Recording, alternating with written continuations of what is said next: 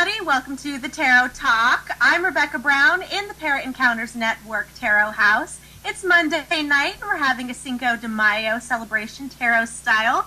I am so excited to welcome my special guest this evening. He is an educator, visionary, new thought leader, artist, and the creator of the best-selling modern classic Voyager Tarot deck. It's James Wanless, everybody. James, welcome to the Tarot Talk.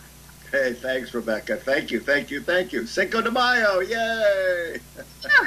Where's my margarita? Right?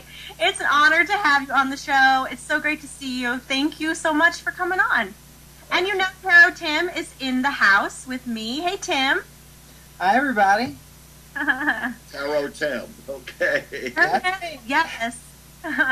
Well, speaking of margaritas, drinking game alert, my guest won't know it, but anytime anyone says this word, take a sip of your alcoholic or caffeinated beverage from your Ace of Cups. Oh, wow. Beautiful. Nice. You know, James, you sound to me a little bit like George Takei. Has anyone ever told you that? Who? George Takei, the guy who's on Star Trek. Anyway. Oh, those guys. Yeah, well, I am known as Captain Pick-a-Card, so... Oh, okay. There you go. So, James, tell the viewers a little bit about yourself. Oh, where should we start? Maybe where should we end? Well, I mean, my tarot career started kind of accidentally, but there are no accidents, right? But... my great teacher, Angeles Arian, many people don't know of her, but she was my original tarot teacher in San Francisco in 1977. Mary Greer, who's a real tarot luminary, was in the same class, and some other people, and she just passed away last week. And we were faculty members together at the California Institute of Integral Studies, a mouthful, in San Fran. And she was doing the tarot. And I said, well, you know, frankly, I hate cards. I am not a card player. Poker, I don't even know how the hell you play. I didn't like Canasta the Cat. I still like cards. Anyway, so I said, well, I'm desperate. Please, can I have a reading? And she consented, because she's doing that professionally. And it so turned me on. Mm-hmm. You know, like I found out my life cards were the Chariot. Number one, I'm a 7.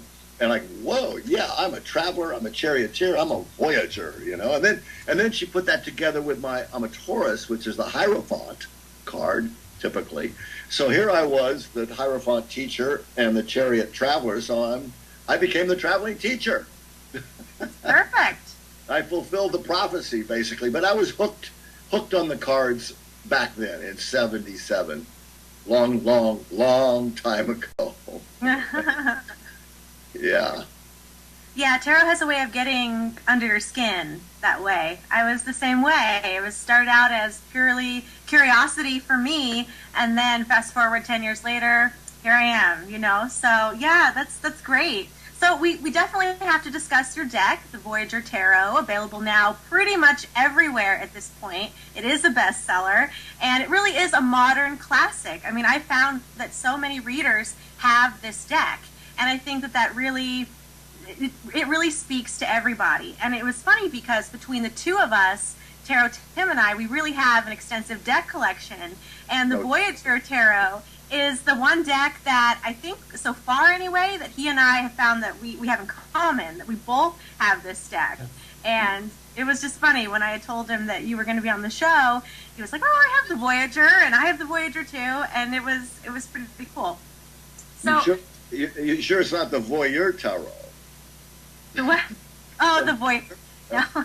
Well, Tim might have that one, actually. We have very different tastes, so I don't know. He probably does somewhere.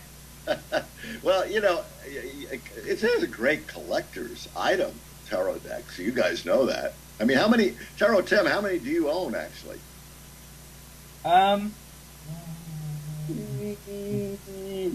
50? I can see, like, 13 sitting on this shelf, but I have a bunch of them in a drawer in my filing cabinet. I've never counted. Well, it's funny. One of my decks, one of the printings of Voyager, about 10 years ago, it's the big box version. I wish I had it right here. That's actually worth $500 now for that deck, that copy or that print, you know. So I got a bunch of them in the closet. I'm waiting really hard for money. Oh, that's funny. Voyager's been to a lot of different printings, and I finally, the cards are a lot smaller now than the originals. Mm-hmm. And my publisher, I was not real pleased with my publisher the last 5 years. They were too dark, the cards. And I was hammering them. And finally this year they got a female CEO. Interesting, because all these guys wouldn't listen to me. But the female CEO of Fair Winds said, yeah, sure, come on, check out our print run, blah, blah, blah. So Voyager Tarot right now is the new printing of it is really a lot like the original.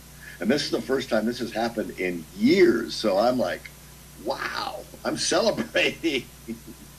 That's great. So what printing are you in now? Oh, you know, it's probably at least 30. Oh, I mean, it's been around 30 years, so probably at least once a year. So, but printings are different. I've had them, when I was a self-publisher for 16 years, I had them printed in China like most decks are. And twice in my 16-year career of the publisher, the decks came, 5,000 of them, you know, off the boat, whatever, uncollated. Uncollated, meaning totally out of order. Yeah. And like, oh my God. So, you know, people aren't going to buy decks that are uncollated. So, yeah, that was but I hired the handicapped. I got, you know, handicapped people, and they put the cards on a big board, and they, you know, then they just matched the cards with the cards on the board. It took them forever, but they never made a mistake. And it's one of the great setbacks of my publishing history was hiring the handicap for this kind of thing. Oh, that's funny. Yeah. Well, it's so great, and there is so much light and life in your deck. And what I love about it is that my feeling about the Voyager is that it really pulls together imagery that is so everyday. Like, you know, it's relatable. It's things you've seen before and can relate to, like beautiful flowers and mountain scenes and the people. It's multicultural. And I love that. I love when tarot meets the everyday, ordinary experience. And that's what my blog, even 365 Days of Tarot, has been about, really showing how tarot and everyday life are not only connected, but they're inseparable. And I love that. And the Voyager Tarot deck does that in, I feel, such an amazing way. And to me, it's like this kaleidoscope of these snapshots in time that make up this human experience. And I love it. I love it. It's just great. I like the kaleidoscope of the human experience is very well said. Well, thank you. Yeah, it's the everyday experience that Voyager does. A lot of people, like this is the number 5 card, the Hierophant, because it's the 5th, right, of May. And people look at cards and they go like, God, I can't, it's just too much. It's too busy. It's chaos. And I said, well, have you ever checked out your life, by the way?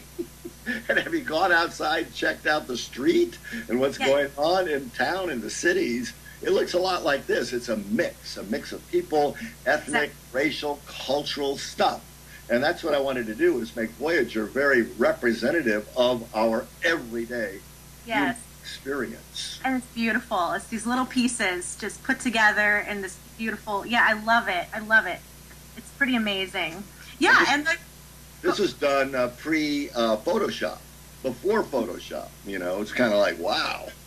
That's old art. This is ancient art. You know, I mean, it's not cut and paste. You know, and my artist partner, who knew nothing about the tarot, very cool. The Fool, 0 knowledge, which is perfect. Right. Actually, I was going to ask how that worked out. That's kind of nice. It worked out. Well, he listened because I was the emperor, and I said, Ken, we want the magician, and and then I'd shove him all these images of the magician, like 50 different possible symbols. And then he would just intuitively, like the Fool, knowing nothing intellectually, would start to put these things together. And I was always there. And if I didn't like it, I said, Ken, I don't think I like that. But, oh, that's cool. Let's keep that in. And, oh, what about that? And that's the way we worked. And it took 4 years of putting this stuff together. I mean, it took 1 year just to do the major arcana. And I said, you know, after that, I was kind of like done. I said, this might be it. It's enough. It's already enough. But people kept pressuring me and all that, and I realized having a full deck was better. But God, 1 year just to do 22 cards. It's good to be the fool. I must tell you, the key to life is the willingness of the fool in us to just jump in. Just start the damn thing, because who knows what's going to happen anyway. But so many people kind of figure it out and visualize it and all that, and I just say, just do it. Just jump in, and life is messy. Get messy. Who knows? Make mistakes. And in that process, you get it, and you got the ball rolling. That's right. That's right, and I love that. Well, and the Fool has a special significance for Tarot Tim. Even he's got here. Tim, show the people your tattoo. Maybe. Whoa. I can't see that. It's a little blurry, but it's the Fool. The Fool on his arm. Wow. Well, talking about tattoos, because I've been around so long, I have some interesting stories. Like I did a reading for a beautiful young woman a couple years ago in Portland, Oregon. And she said, "Oh, God, I've got a Voyager tattoo." And I said, "Well, that's interesting. Of course, show me." And she said, well,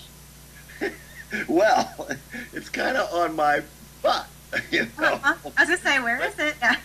Show me. I know. But it was the DNA. It was the backside of the card.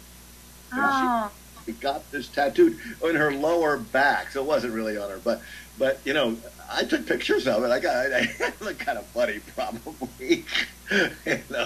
This professional thing happening and taking pictures of a woman bending over. But with that DNA, it was really cool. Really, really cool. So good for you, Tarot Tim. I like it. I actually love this back. Uh-huh. I think it's so interesting that a lot of people think, like you said, the chaos and it's too busy and it's too this, but that ties everything together, because that is human experience down to our core. You got it. And when I saw it on the cover of a magazine in 1980. Yeah. And I said, if I ever make a deck, that's going to be the backside, because it's such a beautiful mandala, but it's real. It's not a figment of somebody's imagination. It's what makes us us, and it's got 10 points on it. So my idea with the tarot is when you play with the tarot in a positive, empowering way, you see the 10, the number 10 that we are born with. We're born a 10. This is top. And then, of course, you get reduced by life. But to me, a great tarot way of working with it is to see again, see the beauty, the complexity, the colorfulness, and the genius, the natural genius that we are. And that's what the tarot does for us. I love it. I do too. And it really is reminiscent of a kaleidoscope. Yeah. Oh, yeah, there you go. Yeah. Well, Pardon me? And speaking of the core, I know, Tim, you brought the core. I think that segues into what I love to start off by asking each guest on the show. Is I love to start things off with asking the guests what they feel lies at their core as readers. So, James Wanless, in one word, what do you feel lies at your core as a reader? Curiosity. Curiosity. I want to know. I think the question of questions is, who am I? Who are we? And why are we? And what's the point, anyway, of our existence? The ultimate questions of who am I, why am I here, what's the point of my existence, and asking the tarot, whether it's for myself or with the clients, who are you and why are you here? And the cards reveal dimensions of us that we a lot of times don't even think about, So, and my way of reading the cards is question and answer, so it's no layout, so it's all based on curiosity. If you don't have questions, you've got no answers. And to me, it's all about the questions. 78 cards give us the 78 questions of life. And if you spend your life asking those questions of yourself and questing to get answers to those questions, you're going to live an adventurous whole life. It's going to take you to that state of wholeness. Beautiful stuff. I love that. Yeah, I love that. Well, that's the Fool. Yeah, the curiosity and the Fool, exactly. That's yeah. A lot of people have that negative connotation for the Fool, that kind of an airhead and doesn't look where he's going and all that stuff. I look at it completely like the fool really knows that he's watched over by spirit and blessed, so he can walk bravely through life without worrying about falling off the cliff because he's going to be fine when he lands. He trusts. She trusts. And most of the time we don't trust. We want to make sure everything's safe and everything's going to be perfect. And and we can't control that. And we think we're control freaks mostly. And the fool child, or in Voyager, it's the fool child, just believes and trusts in the goodness of the universe, and does take that leap of faith. But sometimes we do fall on our head. But how do we learn? We learn by falling down and by making mistakes. And that's part of the deal. Yeah, I agree with you, Tarot Tim, that the fool is the key to life, the key to the tarot, for sure. Yeah. I love that. Yeah. I love the answer. Yeah, very good. Well, it's Cinco de Mayo, and I love a theme, so I thought it would be fun to have a discussion on the fives of the tarot. Five is cropping up everywhere, not just in the tarot, but the five-pointed star, the figure of man with the outstretched arms and legs, the symbolic of the, integral personality, the human microcosm, and the five elements. So five definitely plays a significant role in the tarot. It's the Hierophant, and also Temperance, and the Minor Arcana, as it falls in the middle of that tarot line. So, yeah, I wanted to discuss the fives of the tarot. And I feel that... Good idea. Good discussion. Okay. This is not denial tarot. Denial tarot is when, I don't like those cards, and if I get a bad card, put it back and let's get a good card, Like, come on. Grow up.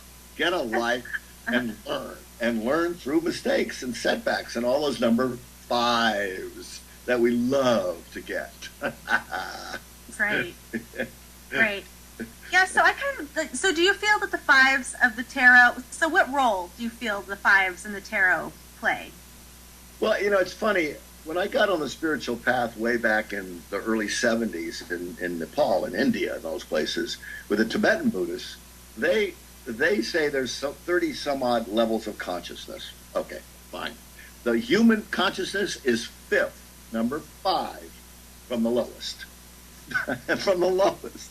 And above that, but they also said that number 5 that we are, and even when you look at the self and the fifth dimension of our consciousness, is really the key to stepping off into higher consciousness. So 5 has always been an incredible number, just as a number. 5 fingers, 5 toes, 5 senses, 555. And, so it's symbolically amazing number, really. And then to put it together with the 5 cards of the fives, the Hierophant and the other fives, that's the wisdom book right there. If we all master those lessons, the fives to me are lessons, then we become the master, the Hierophant, the great teacher, the wise figure, the sage, the priestess, and all that kind of good stuff. That's right. Yeah. So do you feel that the fives are kind of I kind of view the fives as the tipping point, I think, in that minor arcana line, where it's like you have the struggle and the, but what are you going to do with it? What are you going to learn from it, which pulls from the Hierophant? And then what are you going to create with it, which I feel pulls from Temperance. Mm-hmm. So let's start with the five of Worlds. What role is this 5 in the tarot? In Voyager tarot, would be the 5 of Pentacles. Correct. In classic tarot, the circle with the 5-pointed star. In Voyager, because it's collage art, I mean, these are 5 different planets, Earth planets. So those are the worlds there. And in Voyager, I call the card, because Voyager follows the basic structure of tarot, but I call the cards differently. Like, I don't call the Temperance card Temperance, I call it Art or something like that, but that's not much difference. So the 5 of Worlds or the 5 of Pentacles, I call Set Back. And God, we had fun it's kind of perverse fun, I gotta say, because we kind of try to put every disaster we possibly could into this card. I shouldn't be laughing because it might all be coming true here. But there's earthquakes and forest fires and abandoned villages. Oh, this hurricane down here. huge hurricane here. But the 5 Earths represent the new seeds, the seeds of life that come out of these setbacks. Like in that great Yellowstone fire, there were seeds that don't open unless they're under an insane warm temperature. It's not going to happen unless there's a forest fire. Right. So a lot of times our greatest setbacks for me are our greatest growth opportunities. These setbacks are seeds for evolution, for change, for growth. So, and in fact, I really look at the setback card actually as the opportunity card. Because, you know, we have setbacks every day. I mean, even, I can't tell you how many setbacks we have every day. But it's about how you deal with setbacks. It's like in Aikido, you know, in the martial arts tradition, it's one step back, setbacks, sit backs, go back with the that's going. Don't try and stand up and get broken. Just go with it. And then going back, you've gone into strategic retreat. And once you're in that retreat, then you have a whole new perspective. Like, oh, wow, oh, there's the open door. Let's do that. Let's go through there. So to me, if life would be different for all of us, if every time we have a disappointment, every time we have a setback, a negative thing happening, look at it as a golden opportunity. It's an ore, opportunity, resource, and energy. It's a golden ore there. And that's changed my life. Absolutely changed my life. And I got to tell you, I have one quick little story. After Ken and I took 4 years to make Voyager, we went to New York City. We bought our suit, put on a tie, because all the publishers, U.S. Games, and all these cats are there. And present Voyager to the publisher. And none of the publishers liked it. It's not, who knows why they didn't like it. You know, it's their problem. But that was a setback. And literally we had to fly back to California, where we live in the San Francisco Bay Area. And that was a disappointing, the 5 of Cups setback. But I said, you know, this is opportunity, opportunity, opportunity. And so I didn't quit or get upset or go crazy. I just kept showing the cards. I kept showing them at art shows, Voyager. And one day, some woman calls me, a client of mine, I guess. She calls me one morning and said, James, I have a lot of money, she said. And I said, that's an interesting concept.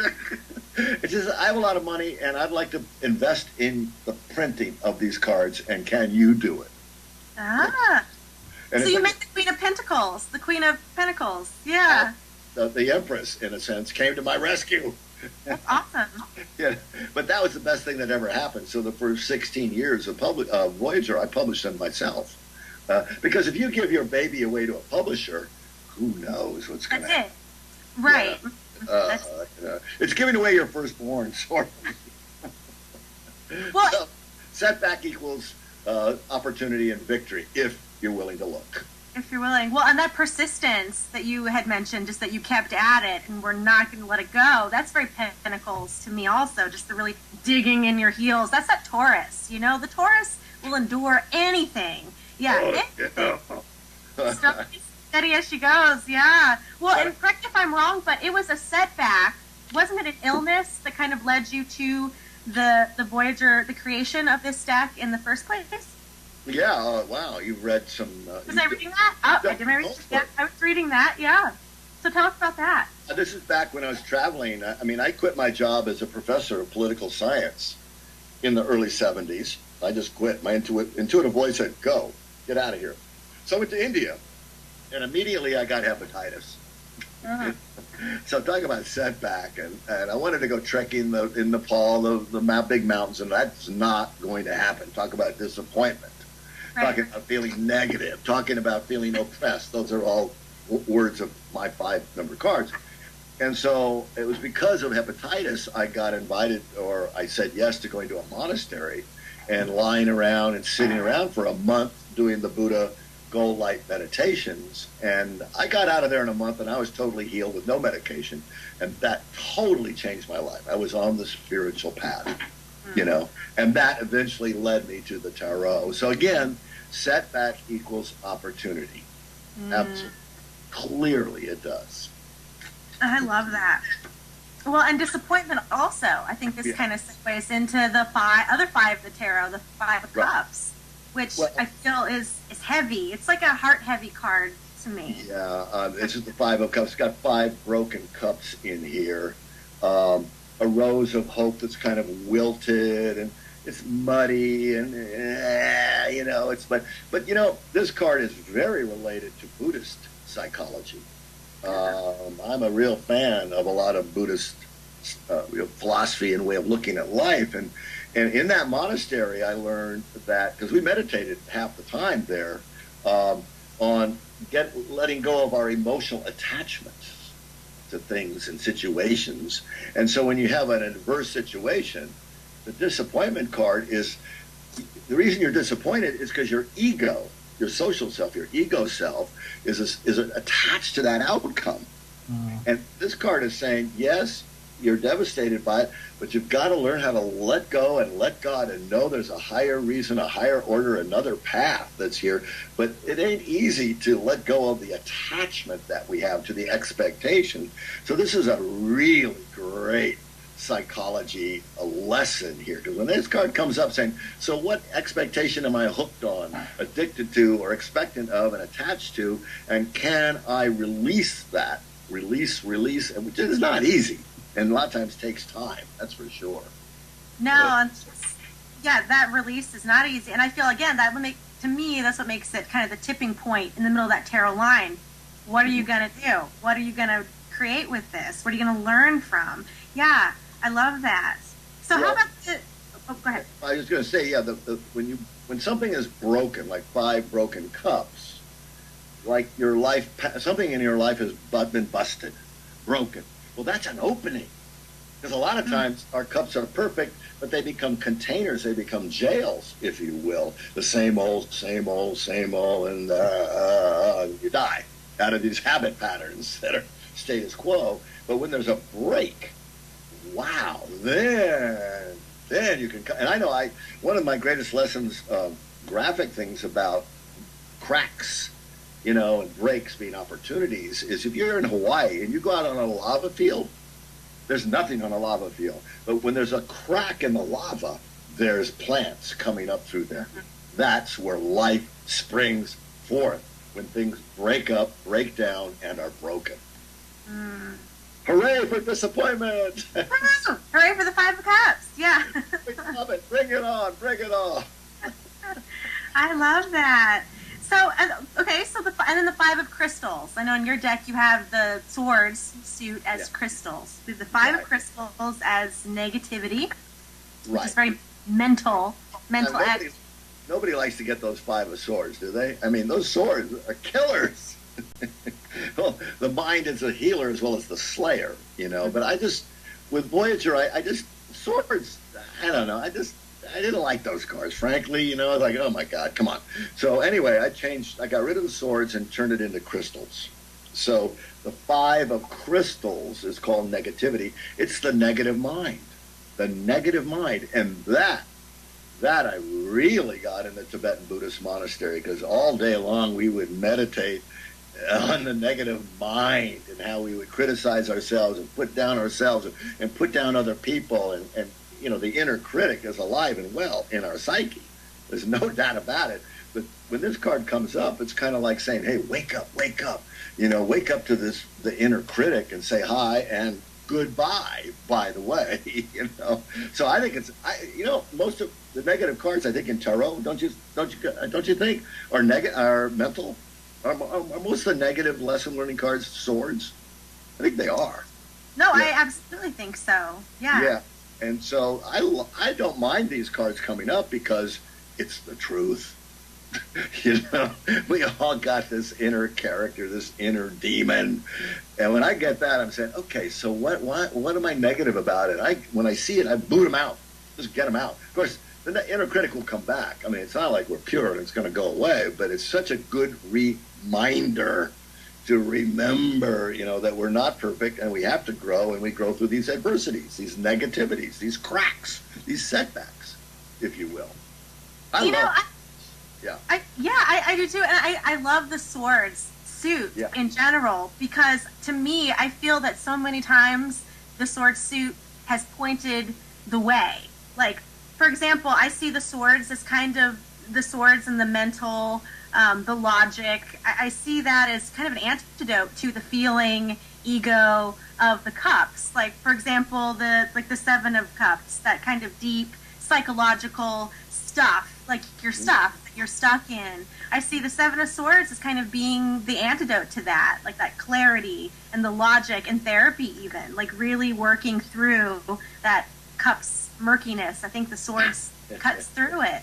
Yeah. So swords are very pointed, yeah, which is for better or for worse. I mean, the sword mind devastates and kills. I mean, all wars are a result of some mental concept, an idea, hence swords. But swords can cut through the crap, like you say, and clarify, like, oh, wow, aha, aha, I can see it, you know. So a sword is a very apt, I think, I'm going to move around here for a second. I think swords are a very apt kind of symbol of the mind.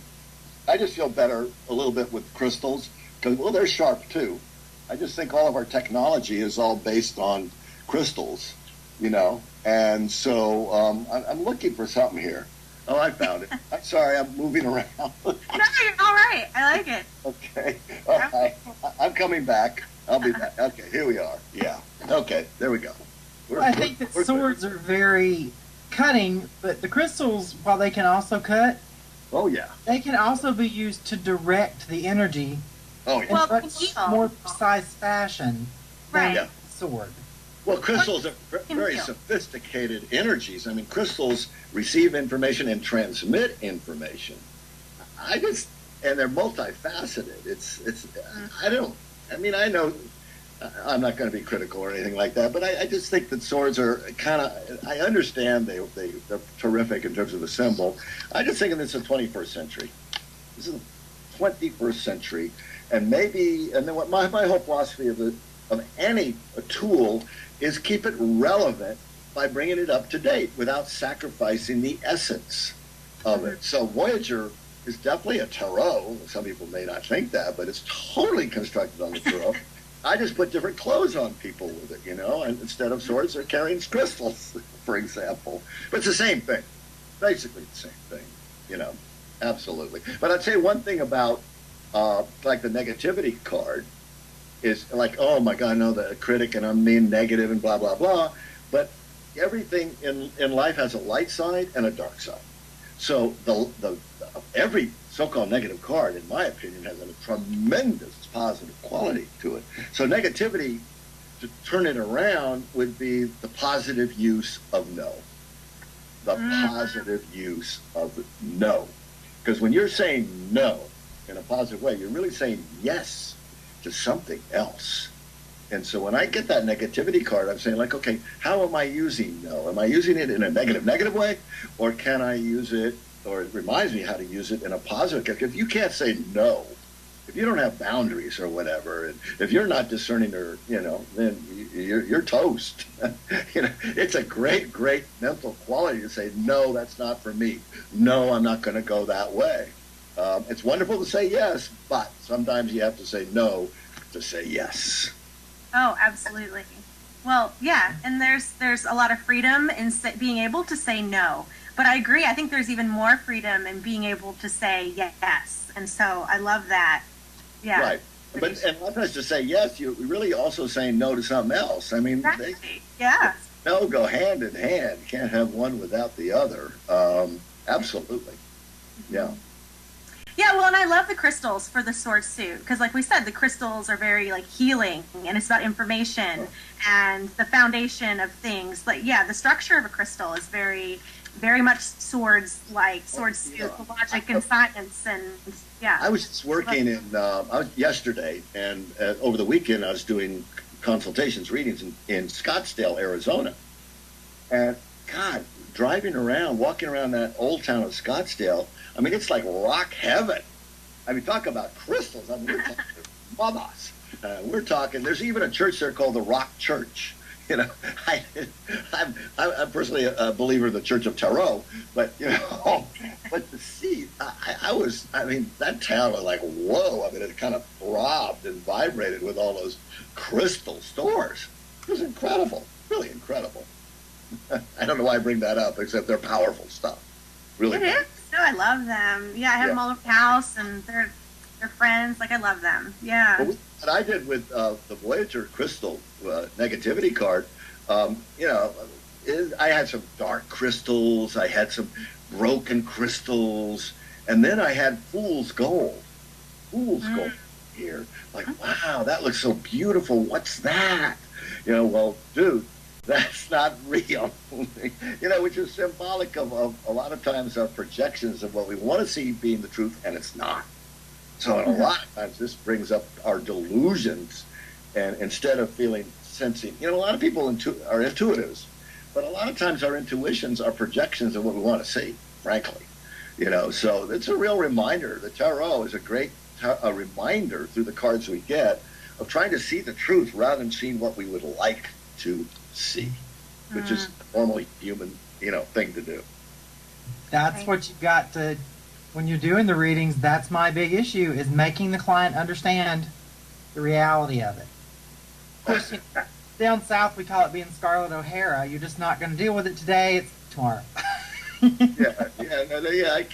today. Tomorrow, I like the manana complex that's there. But people, it's hard to see the truth. But the truth shall set you free. But first, it will piss you off. You know?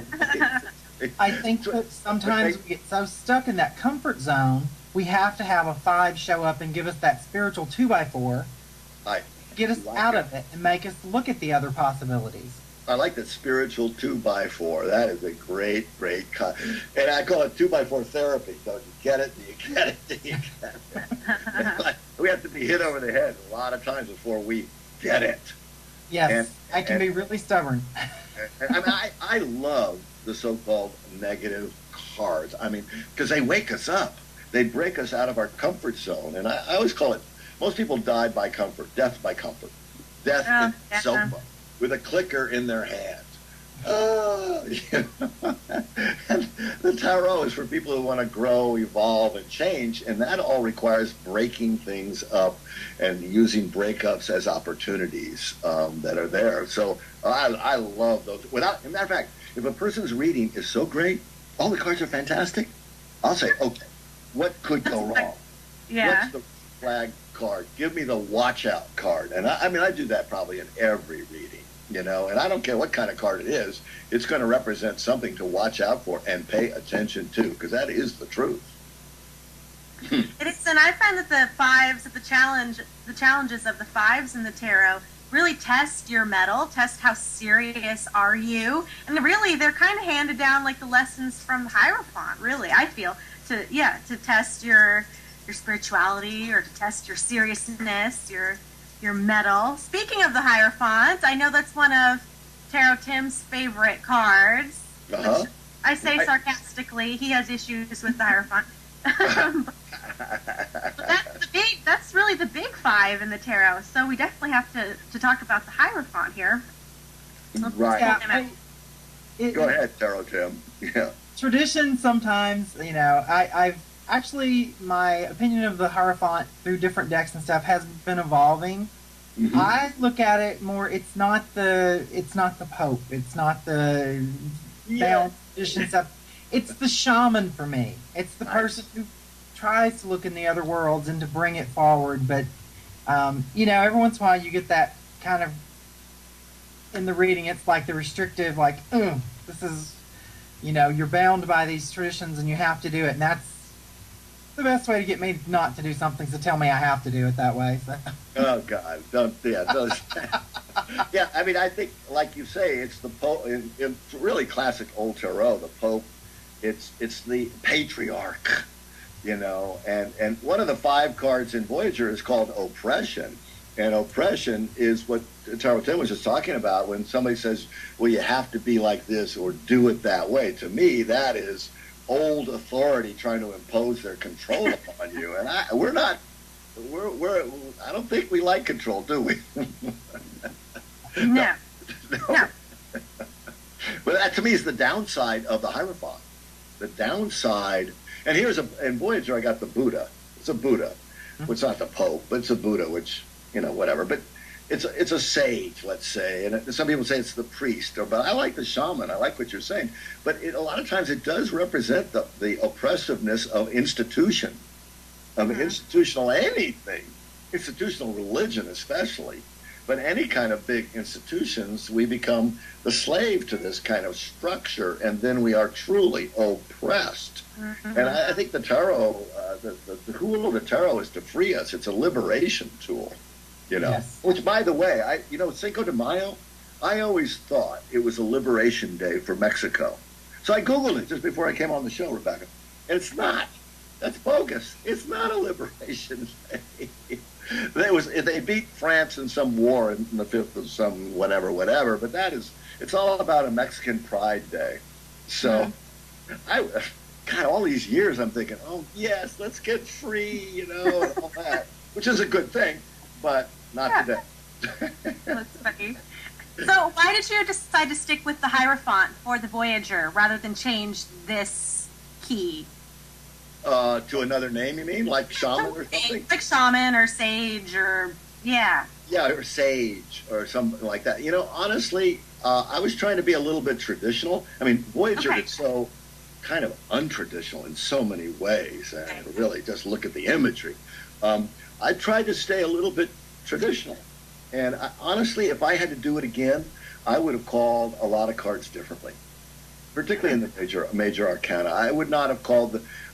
I'm not real happy with the Emperor card in Voyager. I think it's very good. It represents old Emperor patriarchal types, and Hierophant also. But if I had to make a deck again today, 30 years later, 35 years later, I'd change stuff. I really would. I really would. But it works. It still works. I mean, come on, But I just, when you look at one thing I love about the Buddha, and all the major cards, archetypes in Voyager are sculpture pieces. And because I am a real chariot traveler Voyager of the world, I mean, this is a giant sculpture piece in Sri Lanka, a huge Buddha with a little monk down at the bottom here. But the cool thing about the Buddha, other than Buddhism and a lot of that stuff, which is also an institution and can be very oppressive, is that the Buddha always walks the earth with bare feet. Bare feet. And that I love as a symbol, meaning really down to earth. And if you really want to evolve in consciousness, it's the greatest lessons of life don't come from books, they come from earth experience. And like the number 5s that we experience. And then the other thing about the Buddha always has long earlobes, really long lobes. And which is symbolic of me of listening to the inner voice. And the inner voice of the Hierophant is the priestess, the inner Hierophant, or the priestess priest, if you will. And I even have a doorway back in ancient Egypt where the priestess was. So it's really, going inward to get the message from the inner priestess, and then outwardly, communicating through the throat chakra, because it's Taurus, to communicate what the inner priestess has for wisdom. So, I mean, it's still a great symbol. That's for sure. Oh, and I love that. And I was actually going to mention that. I see the priestess in this card, even like the moon. This to me, the moon here. Well, I think that's great. The ancient priestesses, and they're even on the columns here in ancient Egypt, have that crescent moon on top of their head, right? Classic tarot, because they draw down the moon. They're drawing down the intuitions, all that kind of stuff. And so I wanted to put it on top of a Hierophant here as a symbol, but actually this is Venus in eclipse. This ain't the moon.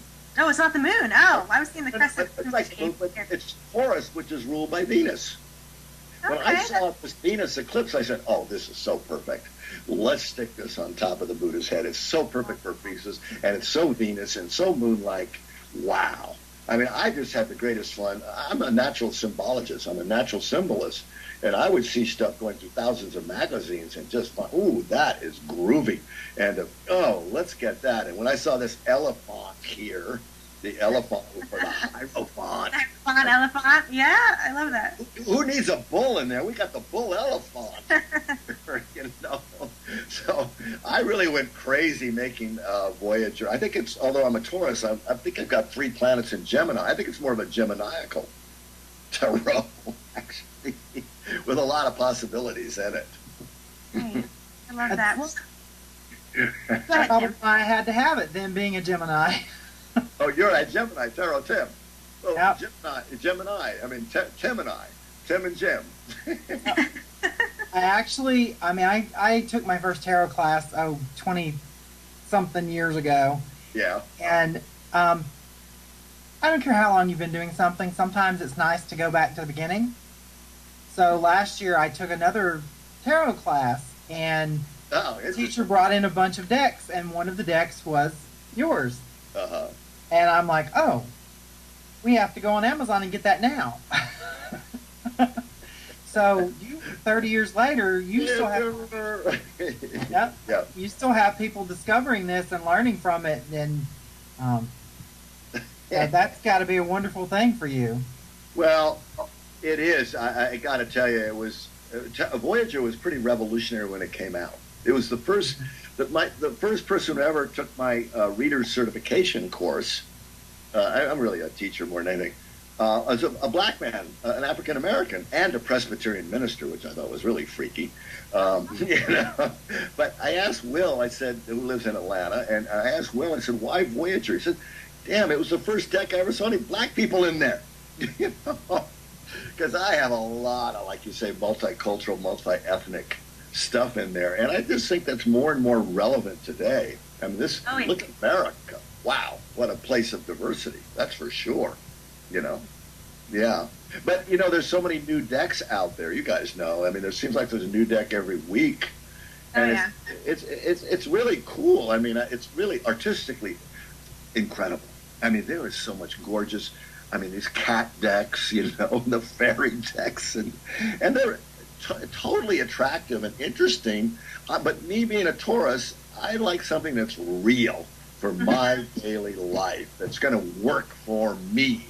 And I mean, as much as I love fairies and cats, and I have cats and all that stuff, that's not where I'm going to go for wisdom, in a way. I mean, yeah, you can get some interesting insights from outside the box, but I want to know something that's going to work right now on the street level, this three-dimensional level that we live in. Because I'm an earth sign, I guess, Man, I love that. And like I said, I think that the diversity that's in the Voyager speaks to all kinds of people. Because like I said, it's like every reader that I know has the Voyager, and readers are an interesting mix of people, from all different backgrounds and tastes and everything. But the Voyager, I think, speaks to everybody, and I think that's one of the things. It's true, and actually, I mean, it's funny that most of my work, where I kind of get paid, if you will, is not in America and is not in Europe.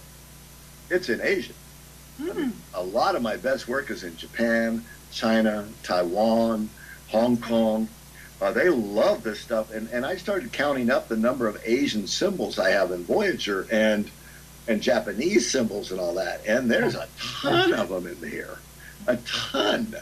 It's like I was just in Bali. I led a retreat in Bali 2 weeks ago with a bunch of Japanese people, and I said, God, is there anything Bali in Voyager? And I said, oh, of course. There's actually this great monkey dance, the Kechak dance, is in one of my cards. The actor, the shaman card that Tim was talking about. The shaman, the actor, has got the Kechak dance. And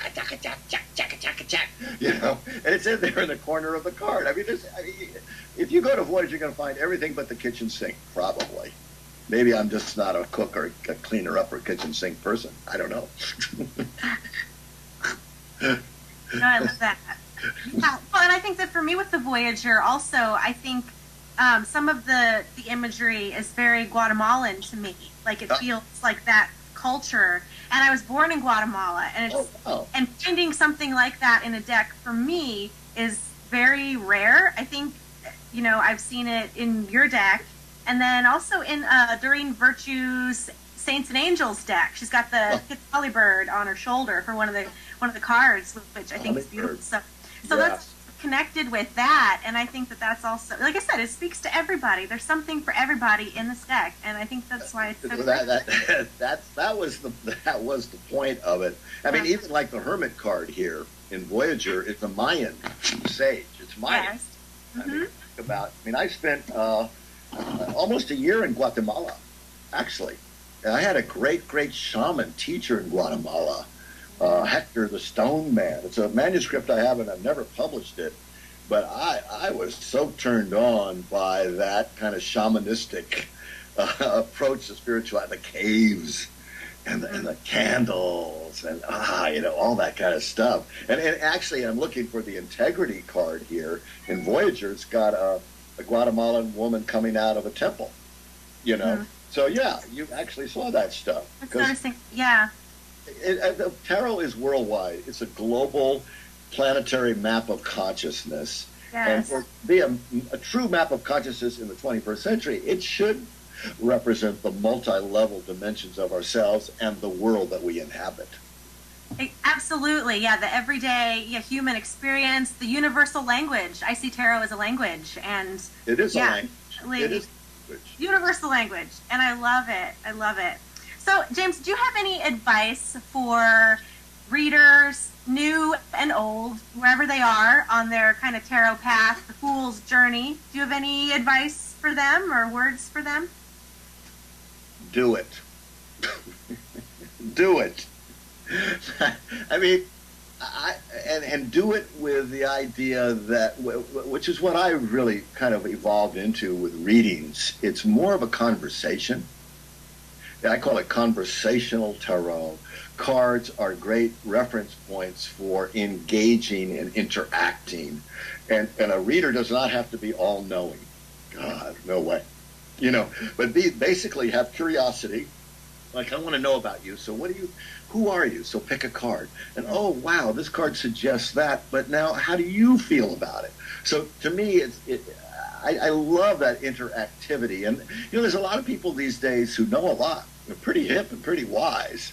And they're not going to go to somebody who wants everything just told to them. Now, I know there's a lot of people that want me or all of us to be psychic and all-seeing and predictive and all that. And I forget it. I call it prediction fiction. I mean, I really not going to go there at all. I really look at the tarot, and this is what I would advise, seeing the 78 cards as the map of life. And the readings give us the map of how to achieve love or money or health or enlightenment or whatever it might be, but then follow up on the map with proactive tarot. Do something. So, I mean, I call it fortune creation tarot, not fortune telling tarot. And if you really use the cards as a map, and my basic reading, if somebody wants to know how to achieve whatever they want in life, I break the deck up. I say, okay, pick one card from the mental, the crystals, how to be mentally. Gotta get all the cups together, pick a card from the emotions, how to be emotionally. Pick one from the worlds, how to be physical and active in the world. One from the archetypes. It's a 5-card reading that goes through the 5 sections of the tarot. You have a holistic map of how to be, to create your future. And that's what I mean, fortune creation tarot. I mean, maybe I'm a little bit revolutionary with that. I don't know. But that would be my advice. Tarot is the map. But then the idea is to kind of engage your client and say, okay, what are you going to do about it? Mm-hmm. Like, okay, now you've got the map, but maps don't get you anywhere. I mean, tarot is GPS of the soul, but so what? You got to do something. What are you going to do? Yeah, and I love that fortune creation, because that really calls to my mind the Wheel of Fortune card, Arcana 10, a multiple of 5. So I think that it really, pulls it all together, and I love that. So. Well, and I think the tarot is actually, to me, it's the story. It's a creation story of life from fool to fortune. That's the journey. A person actually, that's all you really need, frankly, are 11 cards. The Fool card is the modern day hero. Like, what the hell do we know? We're like, what in today's world. So we're all the fool. We don't know, but we try. And we try, but we get to fortune, the end game where we want to go, fortune. But we got to find our magic, the magician. And then we got to get in touch with our wisdom, the priestess. And then what about the feminine side and the emperor and and then what about the lessons of life, the hierophant? So it is the journey of life. That's a great reading, by the way. I mean, an 11-card reading. How are you the fool? What's your magic? What's your wisdom? Just go through those major archetypes. Super reading. Super. Yeah. I like that. Fun. I always start off every reading, which is just something instinctively I did. It's a 4-card spread. The first card, the querent, and then I do mind, body, spirit, just to see where they're at as a base. Right. to start off. Then we can work the issues and what can you work and what can you do. And I always say it's like you said, if it's negative or it's something you don't want, that's why it's showing it to you, so you can be proactive in your life and change it. Exactly. See, most people think this piece of paper, it's paper, is controlling their life. It's like, dude, it's information. It's information, like you're saying. And once you see the cards, for better or for worse, then you can have, with that information, you have power to make better choices. You know, and that's what it all is about. It's an empowerment tool and not some fatalistic thing that because I got a crappy card, I'm going to be crappy. Forget. It's not the way we do it anymore. That's what the one word, the curiosity for you, for me, it's always been illumination. I help you to see things that you might not notice because they're kind of in the shadows still. Yeah, and that's why we like those fives, too, because a lot of those most illuminating cards are the shadow cards.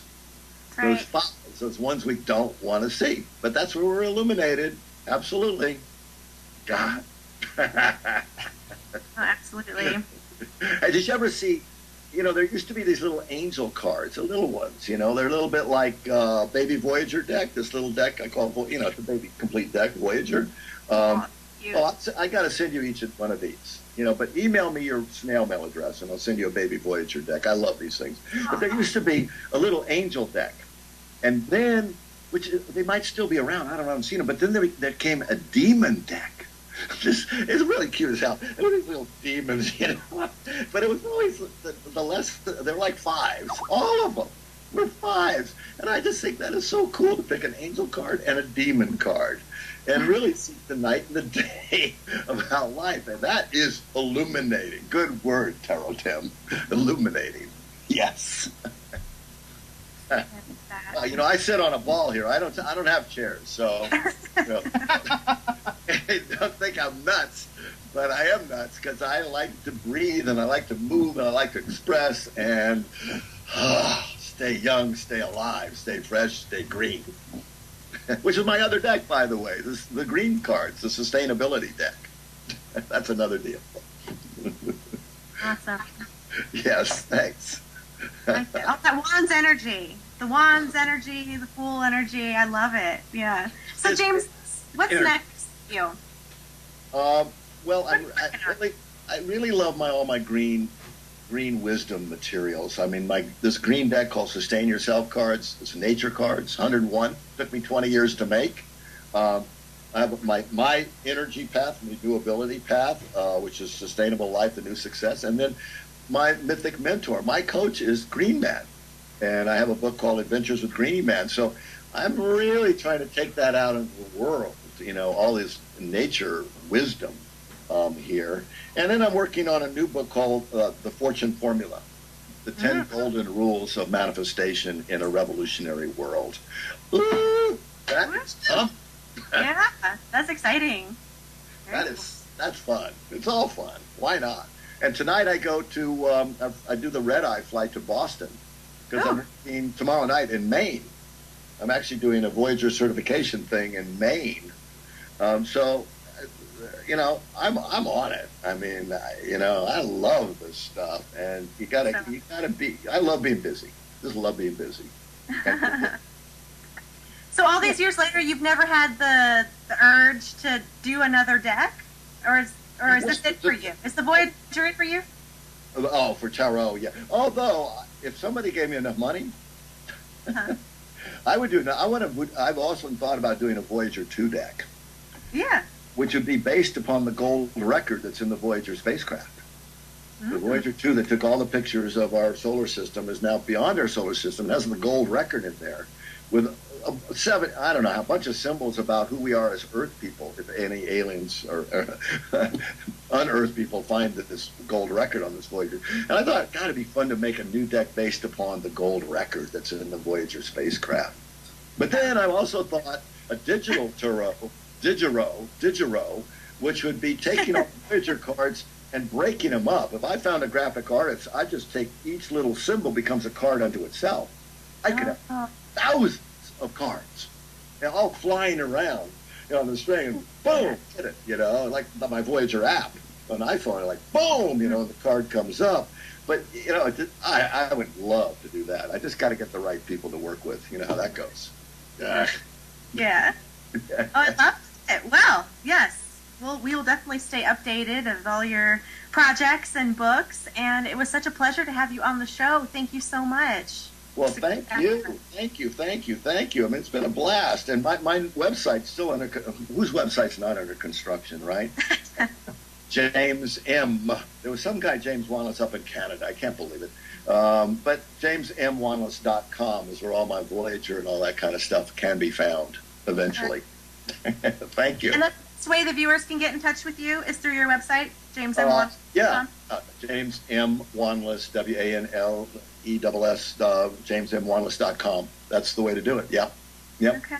Or Facebook. I am really active on Facebook, all the time. Oh. No, that's that Gemini, the social networking. I tweet. I do all that stuff. Thank you. You guys are terrific. I really had a blast. Thank you. We'll be sure to have all of your links and information up on the tarottalk.com website. Good. Tim, how can the viewers get in touch with you? You can find me on Facebook at Timothy's Tarot, or if you're in the Dover, Delaware area, I do readings out of Bell Book and Candle. It's 678-4545. All right. Well, Dover, Delaware. Dover, Delaware. What a place. I worked there once. Oh, yeah? I love Dover. I miss it. I really do. Yeah. Well, the Tarot Talk Show is every Monday night on the Pair Encounters Network. Be sure to check out our Facebook page and our website, tarottalk.com, for upcoming shows, archive shows, and guest bios. I'm Rebecca. You can email me at thetarottalkshow@gmail.com and visit my blog, 365daysoftarot.com, dedicated to finding the tarot every day in the everyday. Our word of the night was 5. And Tim, how many times did we say it? You got a tally for us? Well, I'm afraid there's going to be some alcohol poisoning if they're drinking. I lost count at like 43. So. Exactly. That is exactly what I got. Super caffeinated. Well, it's 5 o'clock almost, and I have to go to the airport right now. All right. and get on my 5 flight to somewhere. Something like that. So now we're up to 45, Tim. All right. There you go. Again, thank you so much, James, for joining us. That's all we have for tonight on the Tarot Talk. Tune in next Monday as we're going to have Derek Hunter on the show. He's the creator of the Chaos Riddle Tarot album. So join us next week on the Pair Encounters Network. So mote it be.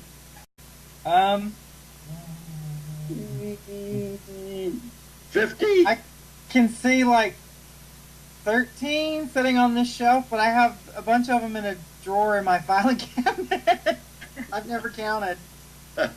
Well, it's funny. One of my decks, one of the printings of Voyager, about 10 years ago, it's the big box version. I wish I had it right here. That's actually worth $500 now for that deck, that copy or that print. So I got a bunch of them in the closet. I'm waiting really hard for money. Oh, that's funny. Voyager's been to a lot of different printings, and I finally, the cards are a lot smaller now than the originals. Mm-hmm. And my publisher, I was not real pleased with my publisher the last 5 years. They were too dark, the cards. And I was hammering them, and finally this year they got a female CEO. Interesting, because all these guys wouldn't listen to me. But the female CEO of Fair Winds said, yeah, sure, come on, check out our print run, blah, blah, blah. So Voyager Tarot right now is the new printing of it is really a lot like the original. And this is the first time this has happened in years. So I'm like, wow, I'm celebrating. That's great. So what printing are you in now? Oh, it's probably at least 30. Oh, I mean, it's been around 30 years, so probably at least once a year. So, but printings are different. I've had them when I was a self-publisher for 16 years. I had them printed in China, like alcoholic or caffeinated beverage from your Ace of Cups. Oh wow, beautiful, nice. You know, James, you sound to me a little bit like George Takei. Has anyone ever told you that? Who? George Takei, the guy who's on Star Trek. Anyway. Oh, those guys. Yeah, well, I am known as Captain Pick-a-Card, so. Oh, okay. There you go. There you go. So, James, tell the viewers a little bit about yourself. Oh, where should we start? Maybe where should we end? Well, I mean, my tarot career started kind of accidentally, but there are no accidents, right? But my great teacher, Angeles Arian, many people don't know of her, but she was my original tarot teacher in San Francisco in 1977. Mary Greer, who's a real tarot luminary, was in the same class, and some other people, and she just passed away last week. And we were faculty members together at the California Institute of Integral Studies, a mouthful, in San Fran, and she was doing the tarot. And I said, well, you know, frankly, I hate cards. I am not a card player. Poker, I don't even know how the hell you play. I didn't like Canasta the Cat. I still don't like cards. Anyway, so I said, well, I'm desperate. Please, can I have a reading? And she consented because she's doing that professionally. And it so turned me on. You know, like I found out my life cards were the Chariot. Number one, I'm a 7. And like, whoa, yeah, I'm a traveler, I'm a charioteer, I'm a voyager, you know. And then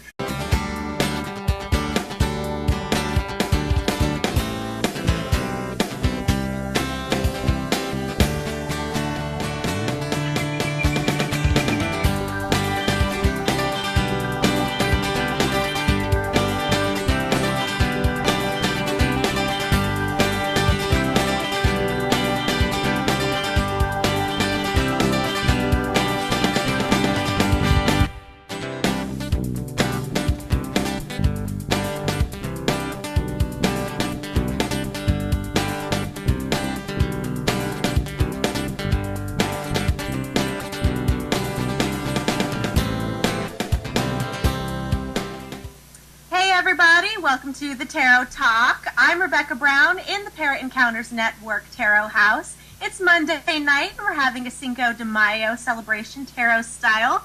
I am so excited to welcome my special guest this evening. He is an educator, visionary, new thought leader, artist, and the creator of the best-selling modern classic Voyager Tarot deck. It's James Wanless, everybody. James, welcome to the Tarot Talk. Hey, thanks, Rebecca. Thank you. Cinco de Mayo, yay! Where's my margarita? Right? It's an honor to have you on the show. It's so great to see you. Thank you so much for coming on. And you know, Tarot Tim is in the house with me. Hey, Tim.